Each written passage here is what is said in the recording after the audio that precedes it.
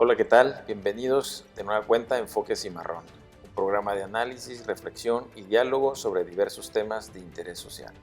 El día de hoy vamos a ver un tema particularmente relevante para todos los tijuanenses, que es el caso de desarrollo urbano y vivienda. Vamos a ver la cápsula que preparó el equipo de producción.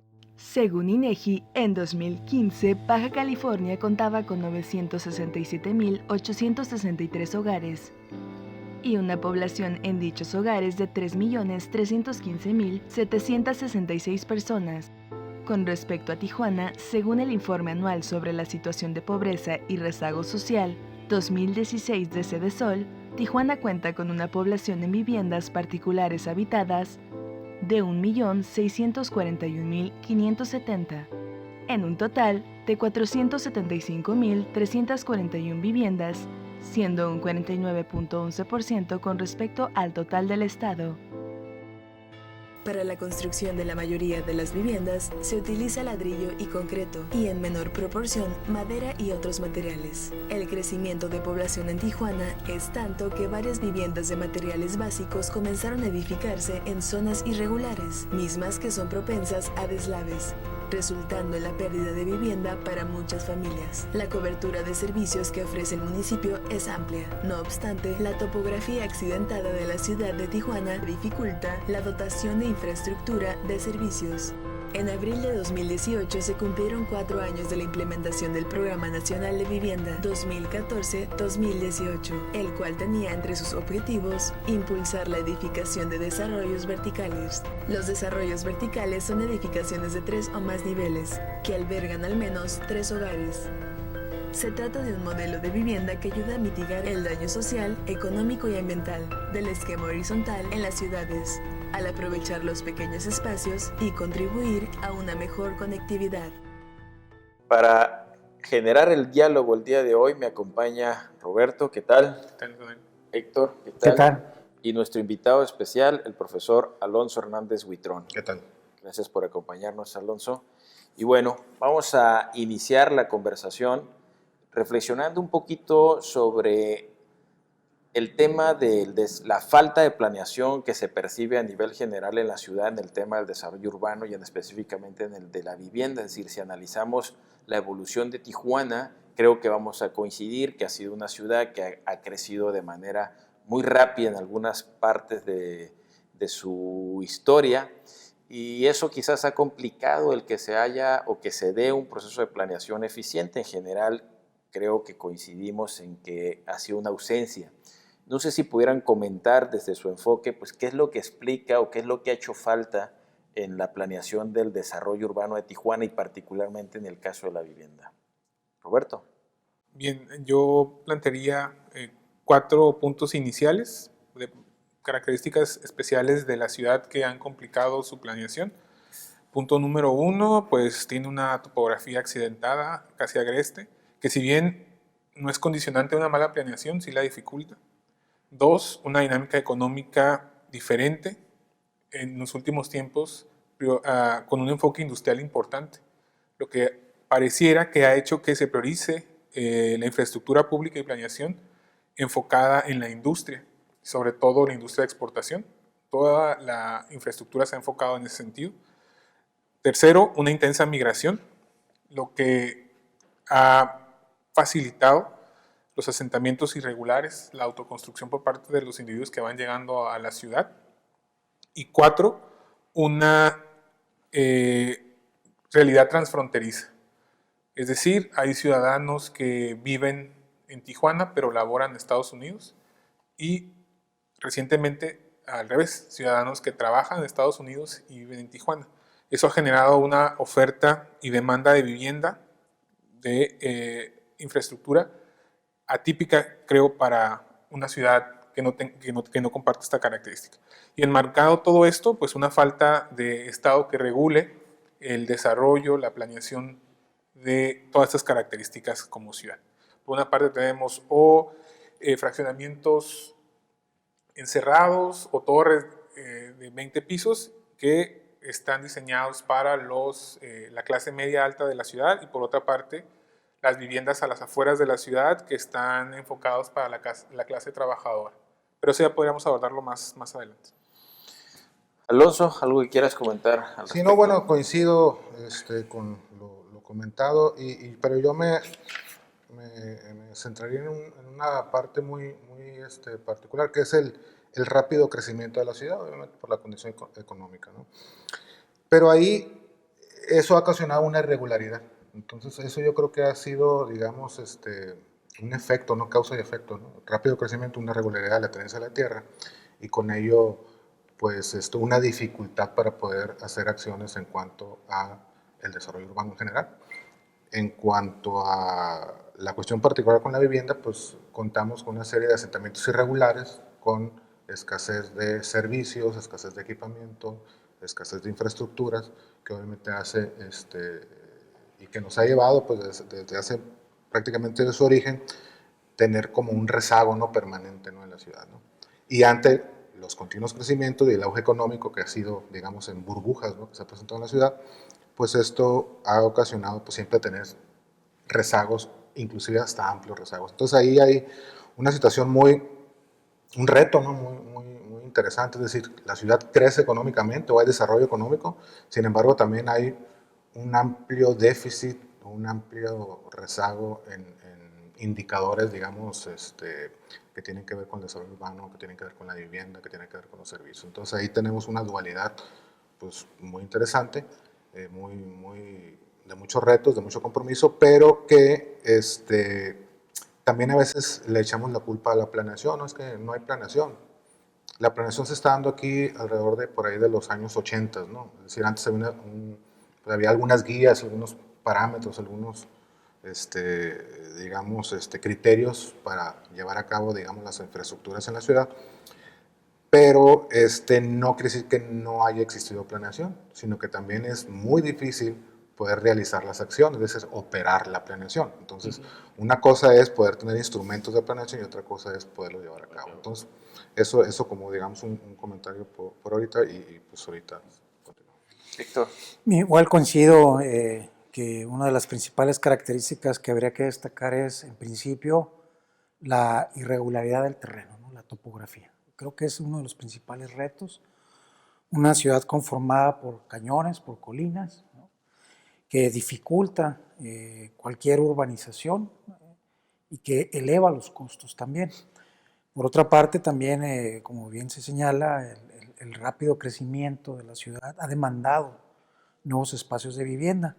No siempre estos servicios se ofrecen a la par de la demanda, es decir, ha sido siempre por delante la demanda que la oferta de vivienda. Y las condiciones en las que muchas personas pues, comienzan a hacer su vida en Tijuana también marca de alguna manera el desarrollo y la construcción de la vivienda. Yo creo que una de las características también, si hablamos de vivienda, es que mucha de la vivienda en Tijuana es autoconstrucción. Autoconstrucción, aunque en los últimos años hemos visto el desarrollo y proliferación de más fraccionamientos, con distintas características. Incluso podemos ver fraccionamientos construidos con casas de espacios muy pequeños, demasiado pequeños, ¿no?, 60 metros cuadrados. Eso también crea otro tipo de problemas sociales a la hora de la convivencia, del manejo del espacio público, etcétera, etcétera, ¿no? Pero básicamente yo comenzaría por destacar estas dos características principales.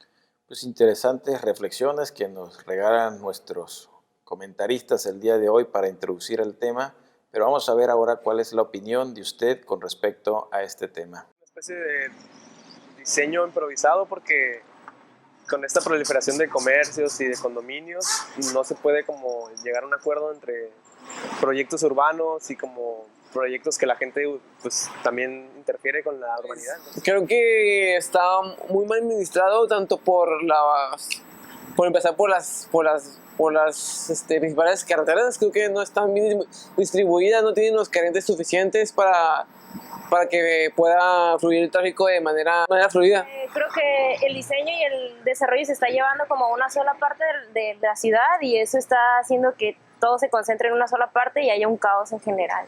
Creo que es eso.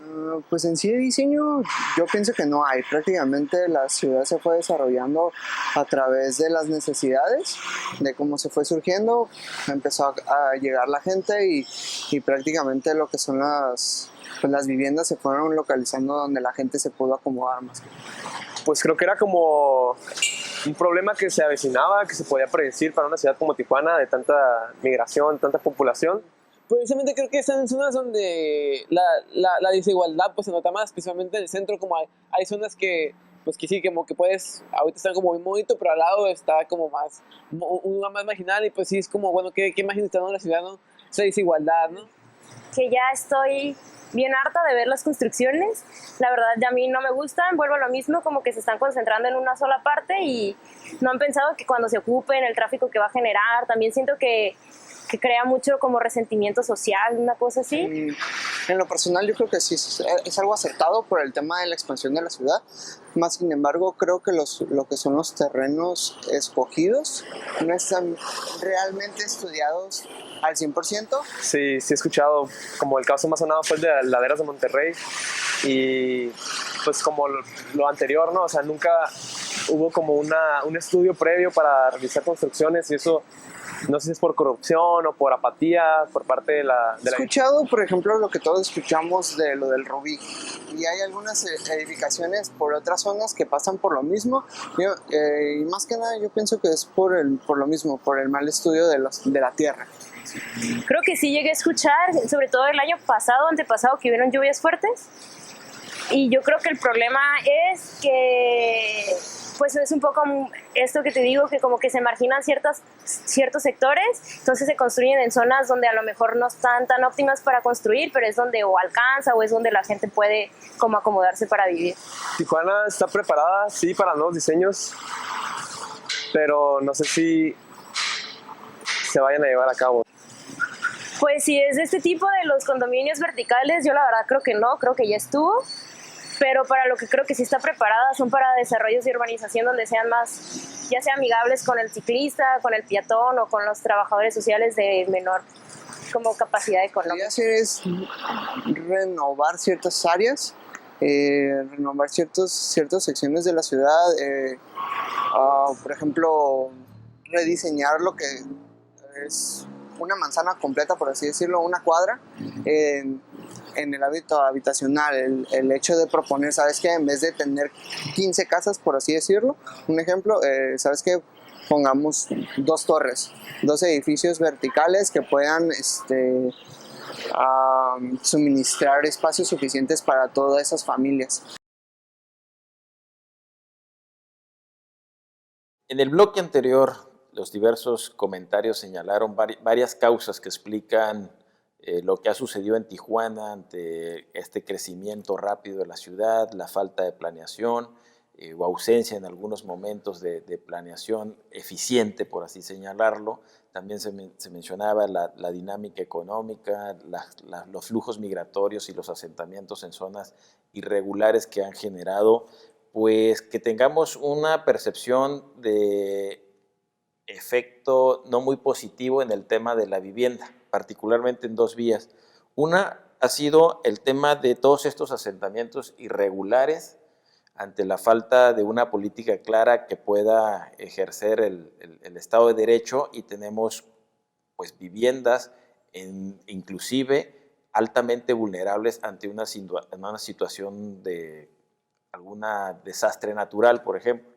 Y por otra parte tenemos al parecer también una política de organización de la vivienda más organizada, pública, pero no eficiente, porque Tijuana y en particular el Estado pues está dentro de las entidades federativas donde tenemos las mayores tasas de abandono de vivienda organizada, en este caso el tema de casas de interés social.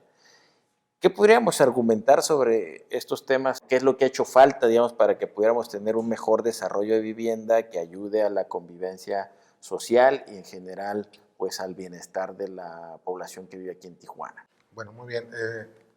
Hay algunas explicaciones que pudiéramos ahí tomar, pero yo me iría primero al tratar de explicar o tratar de comentar la cuestión de que el gobierno deja, por un lado, ya digamos, la rectoría de la administración del suelo.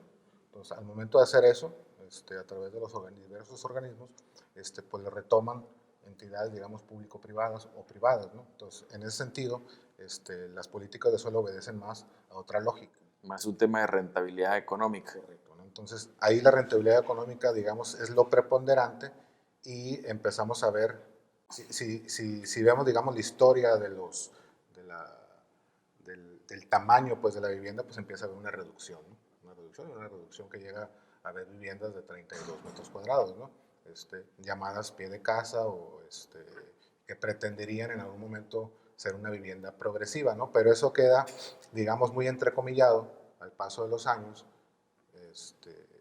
porque los esquemas financieros pues no garantizan, ¿no? esta estabilidad económica o facilidad de pago de los usuarios para poder mantener la vivienda. Entonces eso es como una cuestión primera, este cambio, ¿no? de dejar el suelo o la administración, digamos, de la vivienda hacia privados, pues ocasiona este tipo de situaciones. Digamos que en cierta medida quienes están organizando el desarrollo de la vivienda, llámese de interés social o no, es el sector empresarial. Pues sí, en los últimos años así ha sido, ¿no? Entonces vuelve, por ejemplo, el Infonavit solamente una instancia facilitadora de créditos, ¿no? Entonces ahí, digamos, empieza a haber un cambio muy importante que después ha habido algunas políticas públicas que han tratado de revertir este tipo de acciones, por ejemplo, los desarrollos urbanos sustentables, DUIs, ¿no? Desarrollos urbanos integrales sustentables, que intentan tener una serie de tributos, una serie de condiciones favorables para pues, una vivienda y un entorno urbano pues, más habitable, ¿no? Que tiene que ver con espacios públicos, que tiene que ver inclusive con tecnologías o ecotecnologías, que tiene que ver con inclusive la cuestión comercial, ¿no? Embebida, ¿no? en el mismo desarrollo, etcétera, una serie de acciones que van en torno a ese tema y buscar lograr, por así decirlo, entrecomillado, más comunidad, ¿no? Sin embargo, pues ahí ha habido algunas estrategias en todo el país, y nos toca aquí en Tijuana de manera muy particular, desarrollos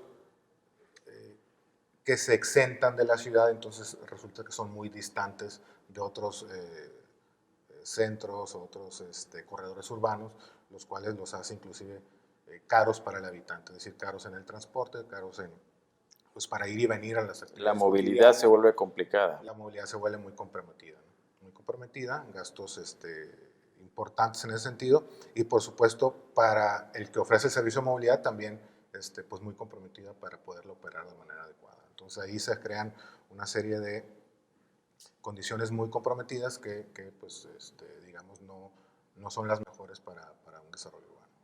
Muy bien. Roberto.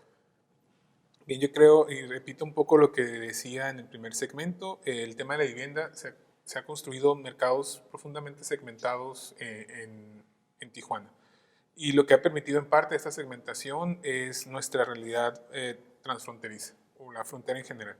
Por una parte está el mercado de la vivienda de interés social, como menciona el invitado. Efectivamente, la intención era ofrecer una vivienda accesible a la clase trabajadora, vinculada sobre todo con la industria maquiladora. ¿Por qué? Porque esos trabajadores tenían acceso a seguridad social y a Infonavit.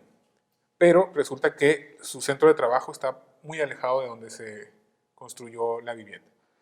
Y luego está otro desarrollo de vivienda que estamos viendo en la actualidad, todo este desarrollo vertical, fraccionamientos muy exclusivos, que están pensados en un segmento muy pequeño de los tijuanenses que trabajan en Tijuana, pero sobre todo en ciudadanos estadounidenses que viven en San Diego y prefieren vivir en Tijuana. O los que tienen doble nacionalidad. O los que tienen doble nacionalidad, que son tijuanenses, pero que trabajan en Estados Unidos.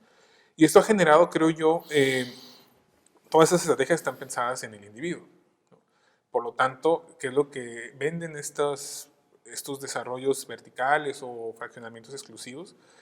Justamente aislarte de tu ciudad, ¿no?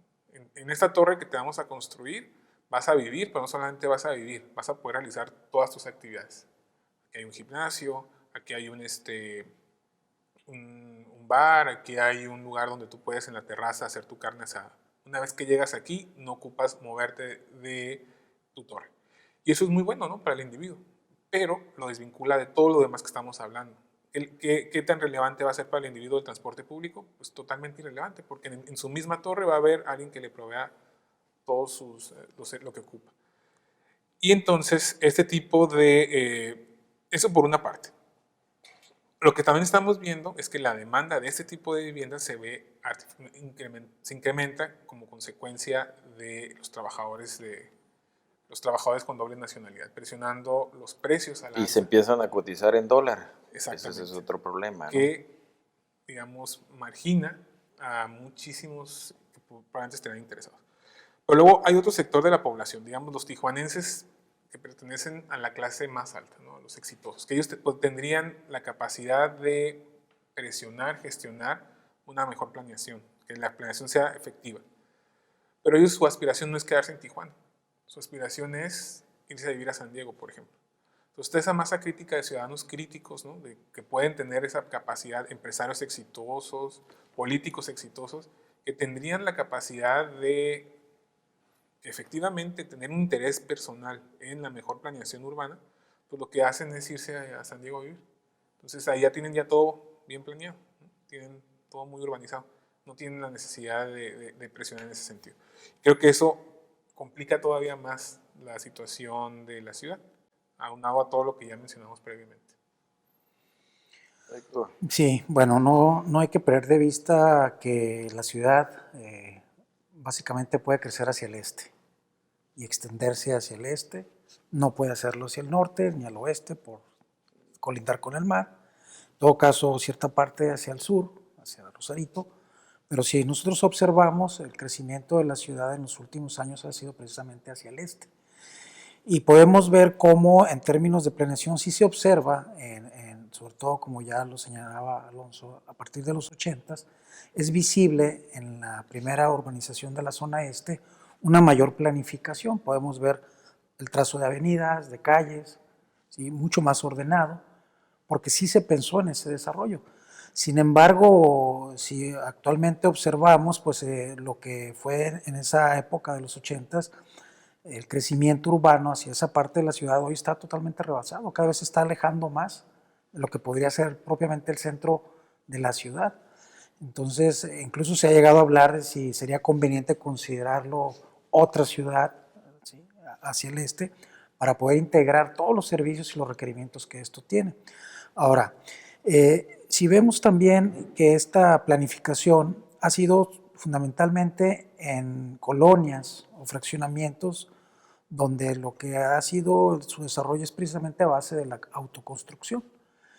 Y yo creo que no hay que perder de vista también que eso implica muchas de las veces no atender a ciertos códigos básicos de construcción, ¿sí?, que se traduzcan en viviendas más seguras, ya no digamos amplias, también seguras en su construcción, porque se va haciendo conforme la gente puede hacerlo, ¿no?, va agregando e incluso combinando una diversidad de materiales, ¿sí?, que a veces no es la mejor combinación, sin embargo está dentro de sus posibilidades hacerlo así.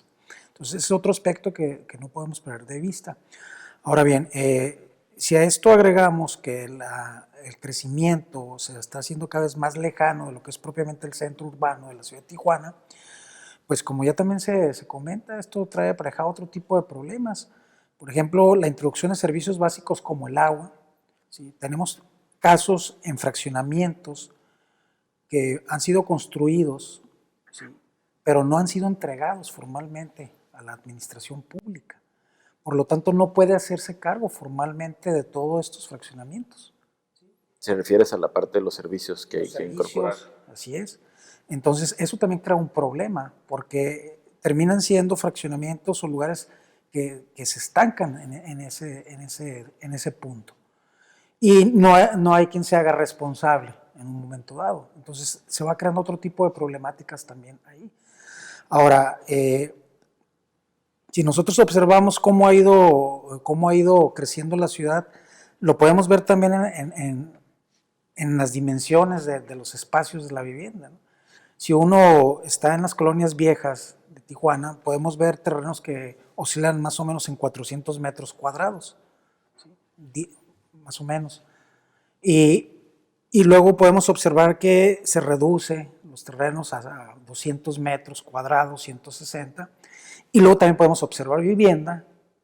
Yo comentaba de 60 metros cuadrados, pero Alonso dice que hasta de 30. 32 metros cuadrados. Que son espacios muy, muy reducidos, ¿no? Y que precisamente muchos de los fraccionamientos que han sido construidos en el este de la ciudad tienen estas características en cuanto a dimensiones muy reducidas, ¿no? Entonces, ahí hay una combinación de factores que nos crea un problema, o crea un problema serio, ¿no? Entonces, la falta de entrega formal en muchos casos, ¿sí?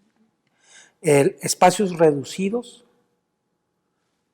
habitaciones alejadas, ¿sí?, de un centro urbano, y falta de servicios en muchos de ellos, ¿no? También no hay que olvidar que una de las características, hasta no hace muchos años, en Tijuana era la ausencia de muchas colonias pavimentadas, ¿sí?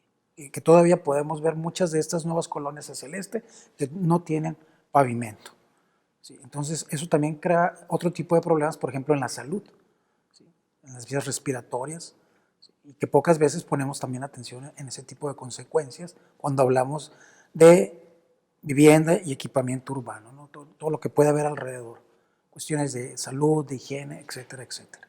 Bueno, aprovechando que aún tenemos algo de espacio, yo quisiera retomar dos temas que considero interesantes de lo que platicaron aquí. En la primera instancia, una de las instituciones responsables o de las principales instituciones responsables de organizar el tema de la vivienda, particularmente de interés social, es el Infonavit. Y ahorita al inicio del bloque yo mencionaba que pues es una de las entidades o es una de las ciudades donde tenemos las mayores cifras de viviendas abandonadas. O sea, quiere decir que hay un problema ahí en la planeación, en la organización de ese tipo de vivienda de interés social. Y por otra parte, también hemos visto que a lo largo de los años se ha venido reduciendo el número de metros cuadrados para la vivienda de interés social, justificado en el tema de la capacidad para poder pagar ese tipo de viviendas. Pero hemos llegado, creo ya, hasta un cierto extremo, como ya mencionaba nuestro invitado Alonso, de tener viviendas de 32 metros cuadrados. Para una familia promedio de 4 personas, pues creo que eso no permite una sana convivencia. Entonces, en ese sentido, mi primera pregunta es, ¿qué es lo que ha hecho falta o qué ha perdido el Infonavit en el tema de organizar de manera eficiente el tema de la vivienda de interés social? Eso por una parte. La otra, Roberto mencionaba un poquito también que la vivienda ha ido segmentando un poquito a la población y parece que ahora que la alternativa para la clase social, digamos, de más o menos clase media o media baja, pues con el objetivo de no tener que construir vivienda demasiado alejada de los principales centros o partes importantes de la ciudad, pues le ha estado apostando a la vivienda vertical y lo que estamos ya observando, pues distintos edificios en ese sentido para atender esa demanda. Entonces ahí, digamos, ¿es una respuesta adecuada o cuáles son las implicaciones de estarle apostando ahora al tema de la vivienda vertical en una ciudad donde ya hay mucha concentración poblacional, donde se está desarrollando esa vivienda y además donde las condiciones geográficas quizás tampoco son las más convenientes, más súmelen en la parte del tráfico, ¿no? Entonces, ¿qué comentarios podrían regalarnos en estas dos vertientes? Primero, en el tema de metros cuadrados, efectivamente las viviendas de interés social son las que más han visto afectadas, han reducido más. Pero creo que es un fenómeno en general. Si ustedes visitan las colonias viejas de la ciudad, los terrenos, a pesar de que eran colonias populares, eran muy amplios, son amplios.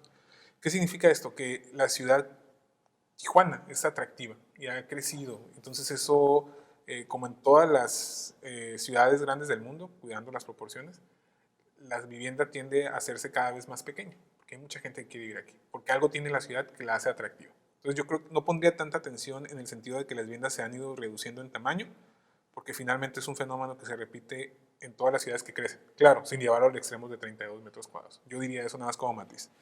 Luego, según el tema de Infonavit, creo que en contexto, para tener Infonavit no tienes que tener un trabajo formal. 57% de la población de los trabajadores son informales. Sería eso como contexto. El tema de... Recientemente se implementó una política pública de refinanciamiento por parte de Infonavit que va a reducir, va a hacer más factible el pago para aquellos acreditados de menor ingreso. Eso creo que va a incentivar de manera positiva.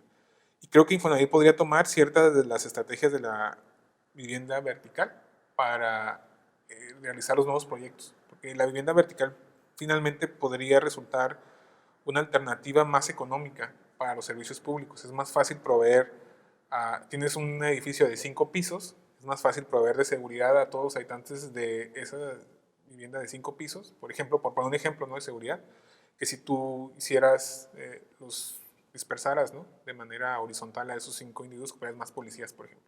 Pero también en todos los demás servicios públicos, ¿no?, pavimentación, por ejemplo, transporte público. Entonces creo que podría ser eso que efectivamente está segmentado para exclusivamente la clase media, media alta, los desarrollos verticales, transitarlo como en un tiempo se hizo al desarrollo de vivienda. Yo no sé si eso ya en parte se esté dando, porque si uno transita por el Boulevard 2000, por ejemplo, hacia Rosarito, uno ya empieza a ver también vivienda de interés social de forma vertical, solo que muy aislados de la ciudad, que yo no sé eso qué tanto complica, por lo que habíamos señalado aquí, ¿no?, del tema de la movilidad urbana, ¿no?, de la gente.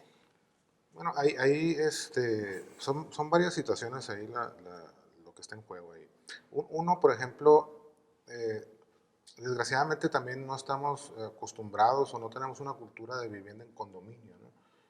Siempre es muy usual la vivienda unifamiliar, ¿sí? Deseamos la vivienda unifamiliar, pero al momento de meternos en un esquema de vivienda en condominio, lo desconocemos. Entonces la convivencia puede ser muy complicada. Entonces ese es un elemento, digamos, que hace o que inhibe, digamos, un desarrollo sano, armonioso, ¿no?, en las comunidades, ¿no? Entonces la gente en ocasiones se apropia de espacios que no son de ellos, se apropia de áreas verdes, se apropia de cajones de estacionamiento. Que son comunes y que es para beneficio de ese condominio, no sé, de 40 viviendas o de inclusive más grandes, ¿no?, que están dispuestos ahí. Y pues hace que empiece a dislocarse, digamos, o no tener sentido el funcionamiento óptimo diseñado por parte del desarrollador, ¿no? Entonces, ese como un punto, ¿no? También, dentro de todo esto y dentro de los efectos, ¿no?, en las ciudades, de la verticalidad, porque digamos un tema que estaba anotado aquí en la agenda, es que esto también provoca desplazamientos. Es decir, si hay desarrollos en zonas medianamente consolidadas o consolidadas, esto hace que suban de valor las zonas y obviamente los productos que se van a ofrecer ahí, y llamados productos inmobiliarios en todo caso, ¿no? Entonces, estos productos inmobiliarios pues, van a ser pues, para aquellos que los pueden pagar. Entonces, gente que vive ahí quizás ya no pueda pagar los servicios o a lo mejor son presionados para la venta, etcétera, ¿no? Hace que estos se desplacen a unas zonas periféricas. Entonces, eso es lo que sucede también con un desarrollo urbano orientado a la verticalidad, siempre y cuando no suceda o que no pueda haber esquemas de compensación, que a veces en las ciudades, por ejemplo, la Ciudad de México tiene esquemas de compensación que permite que pueda uno poder tener una salida ante esa presión de la llamada gentrificación. Entonces, la verticalidad, por supuesto, yo creo que es difícil poderla evitar porque es una cuestión del mercado, ¿no?, que se da por el mercado. Pero si tenemos elementos que nos permitan poder impulsar el desarrollo o compensar en otras zonas, a lo mejor a través de vialidades, de infraestructura, de equipamiento, donde no lo hay, pues es donde pudiéramos tener quizás un equilibrio pues que provoque beneficios tanto en las zonas consolidadas como en las zonas por consolidar. Entonces, también yo creo que es un tema muy interesante y que pega justamente la cuestión de la verticalidad de las ciudades. Héctor. Sí, lo que tiene que ver con el Infonavit, sobre todo el número de viviendas que se registran en abandono, yo creo que ahí son varios factores. Por un lado, no hay que olvidar que durante el sexenio del presidente Felipe Calderón se impulsó una política muy fuerte de otorgamiento de créditos y de construcción de viviendas a lo largo y ancho del país. Tijuana no fue la excepción. Se crearon muchos fraccionamientos con viviendas relativamente accesibles a un precio, es decir, un precio base de entrada, que ahorita podría rondar los 300,000 pesos. Y que creo que en ese sexenio se tiene el registro más alto del otorgamiento de créditos a través del instituto. Sin embargo, no hay que olvidar también que durante ese sexenio, particularmente en Tijuana, se incrementó la inseguridad. Entonces también hay una coincidencia al menos entre el crecimiento de estos fraccionamientos y el de la inseguridad, que puede ayudarnos a explicar en algunos casos, no en todos, la decisión de gente de salir de la ciudad y regresarse a quizás sus lugares de origen o mudarse a otra entidad o a otro lugar. Eso por un lado. Segundo, lo que ya hemos anotado, promesas incumplidas, muchas veces en estos fraccionamientos, es decir, no se concluyeron las obras, no se hicieron la entrega formal. Aunado a una distancia muy larga, pues creo que llevó mucha gente a dejar también estos espacios, es decir, no les resultaban convenientes o rentables, ¿sí? Por otro lado, la agudización del problema de la movilidad en Tijuana, que también en los últimos años ha sido un problema evidente, ¿sí? Ya no es solamente las distancias que hay que recorrer, sino los tiempos que hay que realizar y, como ya bien se ha comentado, los costos que esto implica. Entonces, si esos fraccionamientos están pensados para gente que tiene ingresos de 6,000 pesos, 5,000 pesos, ¿sí? Y que además son créditos muy largos de pagar, o sea, 20 años, 30 años, sabemos que uno de los principales problemas que estos créditos tienen es que al menos durante los 10 primeros años la deuda no parece disminuir, 10, 15 años, ¿no? Y así una de las quejas recurrentes contra el Infonavit, porque no se ve esta disminución.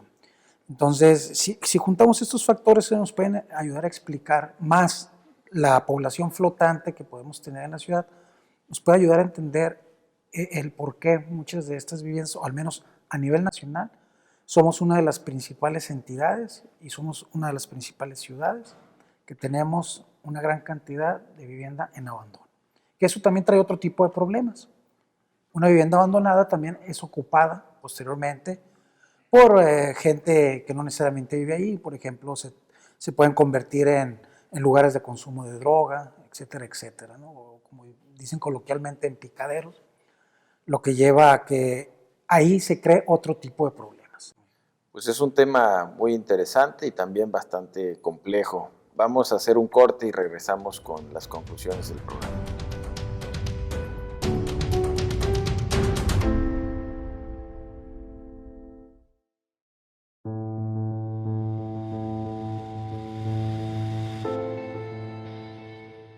En cuanto al desarrollo vertical, bueno, como bien se comenta, eso debemos de verlo como algo natural en los crecimientos urbanos, sobre todo cuando los espacios comienzan a ser limitados, o al menos los espacios más ubicados hacia el centro, al área urbana más céntrica.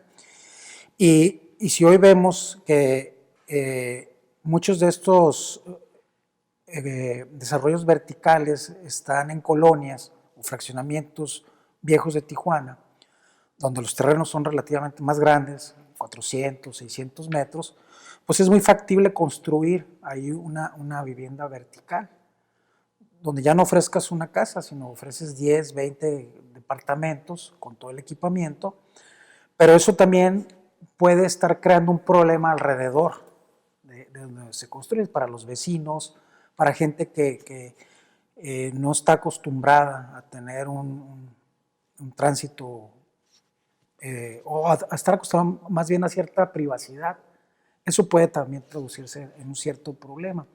Ahora, no sé, ahí habría que revisar los casos muy particulares, pero sí es posible observar que mucha de esta vivienda vertical está construida en laderas de cerros. No sé, supongo que técnicamente deben de cubrir los requerimientos mínimos de seguridad, pero no sé si con el paso del tiempo, el crear muchos asentamientos de este tipo en los espacios No sé si Alonso tenga una opinión al respecto, no sé si haya riesgos. Bueno, ahí es importante y es un tema, digamos, el tema de la ciudad, yo creo, ¿no? Por sus condiciones, tiene una aptitud territorial, digamos, muy comprometida, ¿no? Entonces, toda la suma de condicionantes hidrológicas, de laderas, del tipo de suelo que provoca deslizamientos, sismos, pues hace que el suelo disponible para el desarrollo urbano sea escaso, ¿no? Y con ello caro. O sea, ahí tenemos dos características muy particulares, ¿no? Definitivamente, ante administración urbana, que digamos es la autoridad municipal que pues, requiere, ¿no?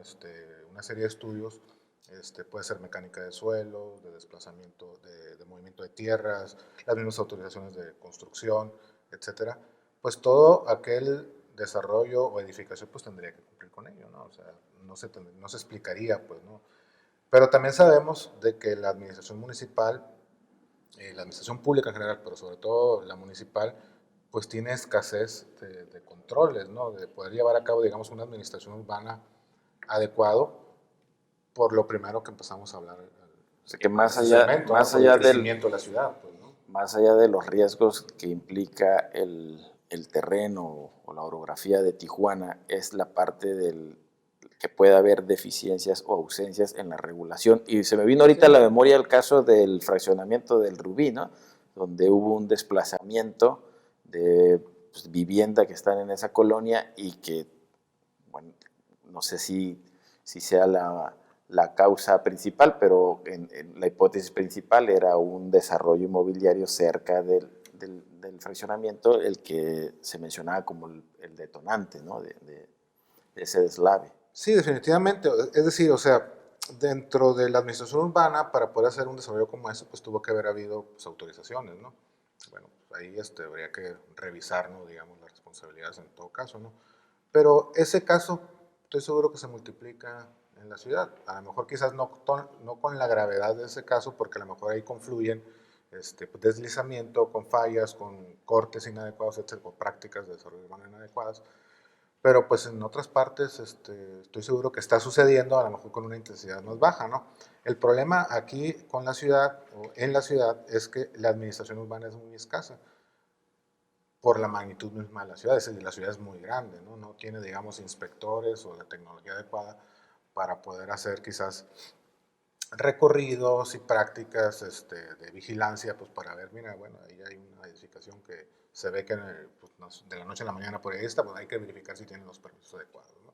Yo creo que estamos lejos, ¿no? de poder tener una administración urbana en ese sentido de que sea verdaderamente eficiente, y eso nos ayudaría mucho a hacerlo, a tener una ciudad con edificaciones pues verdaderamente seguras, ¿no? Que estábamos hablando anteriormente de los riesgos, ¿no?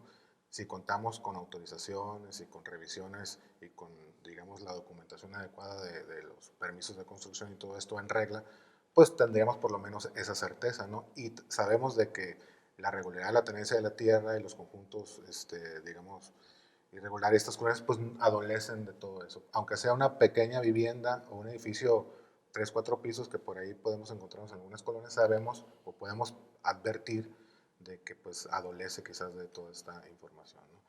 Entonces ahí pues simplemente es pues una cultura de la regularidad, de lo administrativo, del compromiso ciudadano, inclusive del cumplimiento de la norma, digamos. Cumplimiento de la norma y del entendimiento del riesgo, es decir, o sea, es contra ti mismo, ¿no? O sea, contra quien estás ofreciendo esa vivienda o ese negocio, pues es contra tu patrimonio, contra la seguridad, ¿no?